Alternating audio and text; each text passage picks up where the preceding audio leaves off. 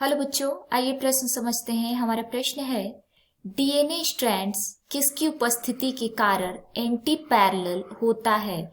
हमारा पहला विकल्प है हाइड्रोजन बंध, दूसरा डाइसल्फाइड बंध, तीसरा पेप्टाइड बंध तथा चौथा विकल्प है फॉस्फेट डाई एस्टर बंध। आइए समझते हैं। बच्चों, सबसे पहले हम अपने प्रश्न की मुख्य अवधारणा को समझेंगे। मुख्य अवधारणा, हमारे प्रश्न में पूछा गया है कि डीएनए स्ट्रैंड किसकी उपस्थिति के कारण एंटी पैरेलल यानी कि प्रति समांतर होते हैं। आइए लिखते हैं, डीएनए स्ट्रैंड के बारे में पूछा गया है, समझेंगे। आइए लिखते हैं बच्चों, डीएनए।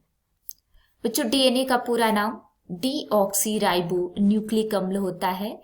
डीऑक्सी राइबोस न्यूक्लिक अम्ल होता है और यह एक आनुवांशिक पदार्थ है। बच्चों, जो डीएनए के स्ट्रैंड होते हैं वह प्रति समांतर होते हैं। डीएनए के स्ट्रैंड यानी कि डीएनए के तंतु क्या होते हैं? डीएनए के तंतु प्रति समांतर यानी एंटी पैरेलल होते हैं।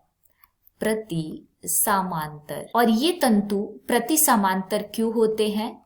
तो ये फॉस्फेट डाई एस्टर बंध के कारण होते हैं। ये फॉस्फेट डाई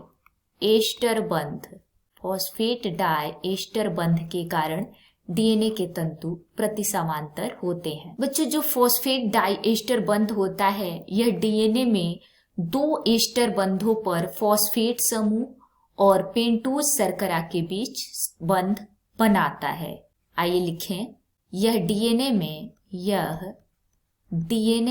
दो एस्टर बंधों पर फॉस्फेट समूह और पेंटोज शर्करा के बीच बंध बनाता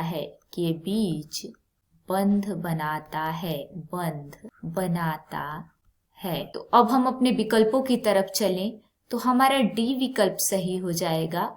DNA strand phosphate diester बंध के कारण एंटी पैरेलल होता है। उम्मीद है आपको प्रश्न समझ में आ गया होगा। धन्यवाद।